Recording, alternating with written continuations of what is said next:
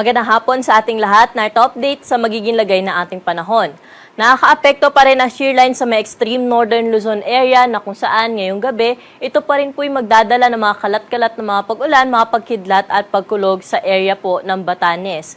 Pero dito sa atin sa Metro Manila, pati na rin po sa ibang bahagi pa na ating kapuluan, ay patuloy pa rin po yung easterlies na nakakaapekto na magdadala pa rin ng mga isolated na mga pag-ulan ngayong hapon hanggang mamayang gabi. Dito nga po yan sa Metro Manila, pati na rin sa ibang bahagi pa ng ating bansa. Na kung saan, pwede po nating i-monitor yung ating mga thunderstorm advisory na pinalalabas po natin sa ating mga social media accounts. Samantala, kung makikita po natin dito sa ating satellite imagery ay may cloud cluster po tayo minomonitor sa may southeastern boundary po ng ating area of responsibility.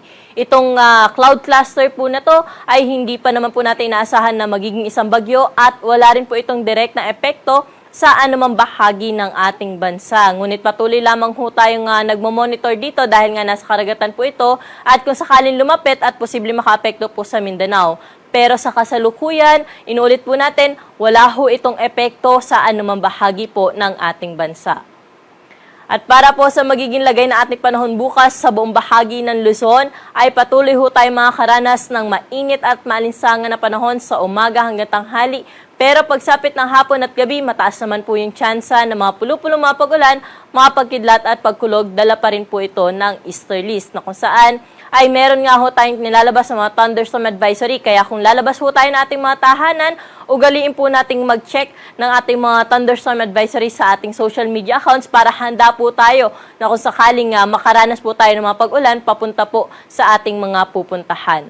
At ang temperatura po natin dito sa Metro Manila bukas ay mula 25 hanggang 35 degrees Celsius. Sa Baguio City naman, 18 hanggang 25 degrees. Sa Lawag at sa Tagigaraw, mainit pa rin. Naabot po sa 34 degrees ang pinakamataas na temperatura bukas. Ganun din sa bahagi ng Legazpi City. Pero sa may Tagaytay, 23 hanggang 32 degrees Celsius po ang agwat ng temperatura bukas. Sa bahagi ng Puerto Princesa City at sa Calayan Islands, maglalaro sa 27 hanggang 35 degrees Celsius agwat ng temperatura bukas. Sa mga kababayan naman po natin sa Visayas at sa Mindanao, wala ho tayong naasahan dyan na malawakang mga pag-ulan bukas kaya magpapatuloy yung naranasan nila na maaliwalas na panahon lalo na sa umaga hanggang tanghali. Pero sa hapon at gabi, mataas pa rin ho yung tsansa ng mga isolated rain showers, dala pa rin po ito ng easterlies. Temperatura po natin bukas sa Iloilo ay mula 27 hanggang 33 degrees Celsius. Sa Metro Cebu at sa Tacloban, naabot din po sa 33 degrees ang pinakamataas na temperatura. Ganun din sa bahagi ng Cagayan de Oro City. Mainit naman sa may Zamboanga at sa Metro Davao, aabot po sa 35 degrees Celsius ang pinakamataas na temperatura. Sa mga kababayan naman po natin na maglalayag, magandang balita dahil wala pa rin ho tayong nakataas na gale warning sa anumang baybayin na ating karagatan kaya malaya po sila mga kapalaot sa anumang baybayin po ng ating dagat at generally magiging banayad hanggang sa katamtaman lamang ang mga pag-alon. Para po sa ating 3-day weather outlook dito sa Metro Manila, pati na rin po sa Baguio City at sa Legazpi City, wala tayong inaasahan na malawak mga pag-ulan hanggang Martes po yan.